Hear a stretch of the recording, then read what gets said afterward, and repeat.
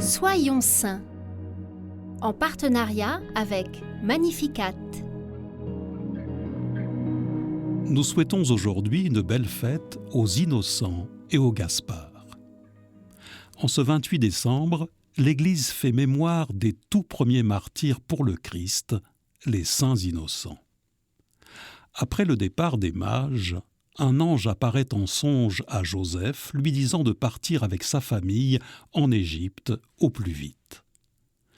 Ce bon père de famille prend alors sa femme et son fils et les emmène en sécurité.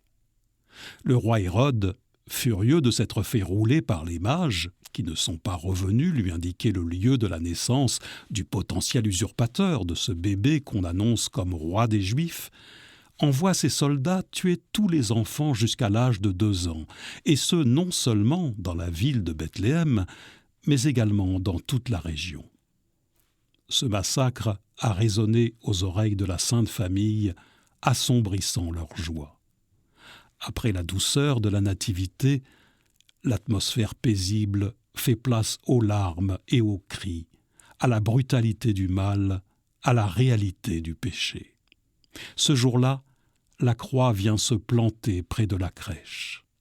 Combien ont dû souffrir le cœur de mère de Marie et celui de père de Joseph, en écho à tous ses parents tragiquement frappés.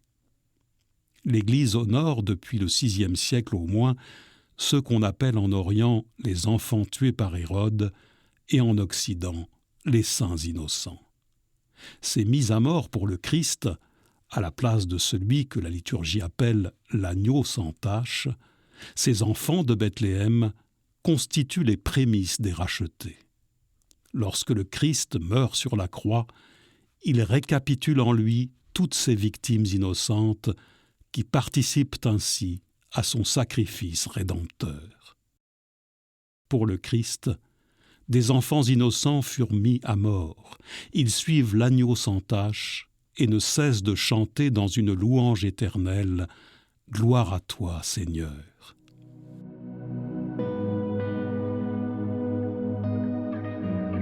Seigneur Dieu, aujourd'hui, par leur mort, les enfants martyrs innocents ont proclamé ta louange.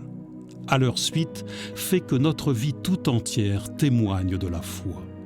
Nous te confions particulièrement aujourd'hui toutes les victimes de l'avortement.